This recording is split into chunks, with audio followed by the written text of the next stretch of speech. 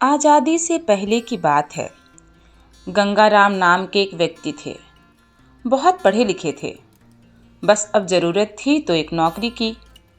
उनके घर वालों ने अपने पंडित जी से उनकी सिफारिश की कि कहीं जान पहचान वाले के यहाँ नौकरी लगवा दीजिए। पंडित जी ने कहा कि उनके जान पहचान में साहब का एक चपरासी है, उससे बात करने पर नौकरी का जुगाड़ हो सकता है। अगले दिन जाना निश्चय हुआ।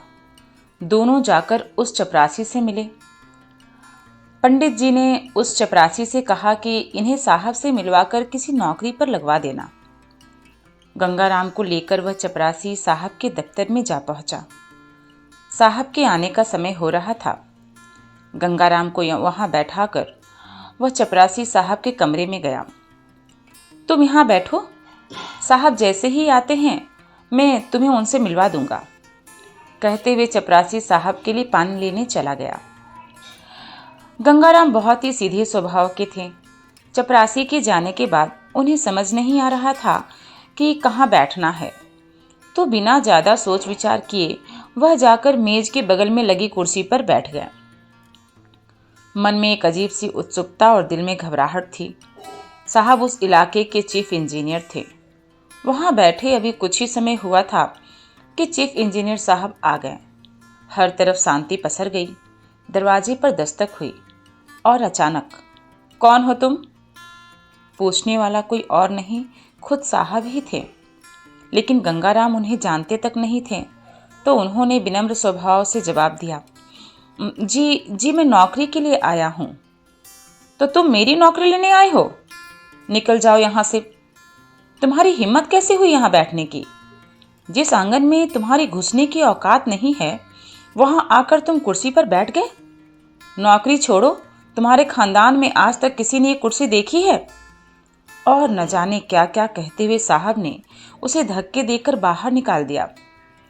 इस अपमान से व्यथित होकर वह बाहर जाकर रोने लगे। मन में जो उत्सुकता थी वो अब कुंठा में बदल गई।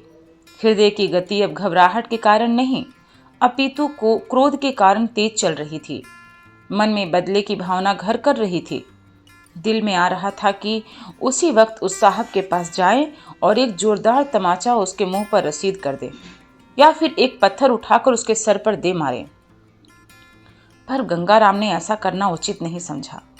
उन्होंने इस अपमान का कारण जानने की कोशिश की और इस नतीजे पर पहुंचे कि वो सचमुच इस कुर्सी के लायक नहीं थे, इसलिए उनका इतना अपमान हुआ।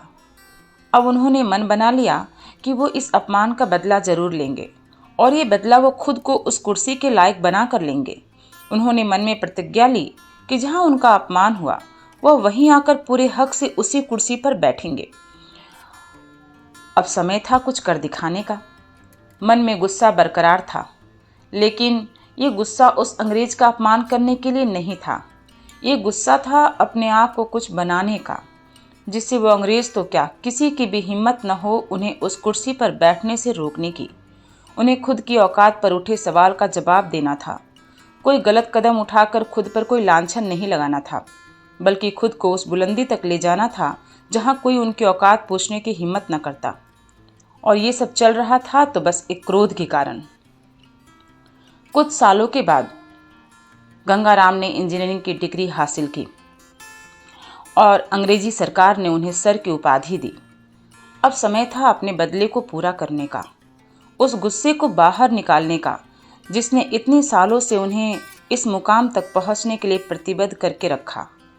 इसके बाद गंगाराम की नौकरी उसी दफ्तर में लगाई गई और उनके स्वागत में वही अंग्रेज इंजीनियर खड़ा था। ये दृश्य देखकर गंगाराम के मन में कुछ हद तक संतुष्टि हुई।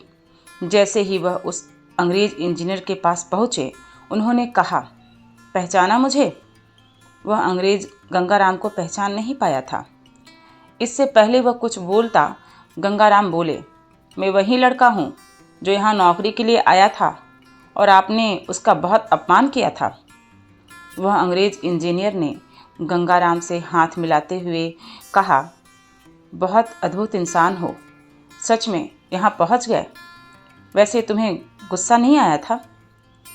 साहब, गुस्सा तो बहुत आया था, गुस्सा तो अब तक है। इसी गुस्से के कारण तो मैं यहाँ पहुँचा हूँ।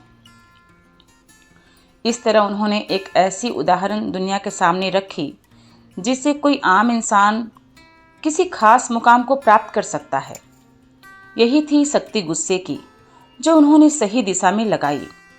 इतना ही नहीं, इन्हीं सर गंगाराम के नाम पर दिल्ली में एक सड़क है जिसका नाम है गंगाराम मार्ग, और उसी मार्ग पर एक अस्पताल भी है जिसका नाम है सर गंगाराम अस्पताल।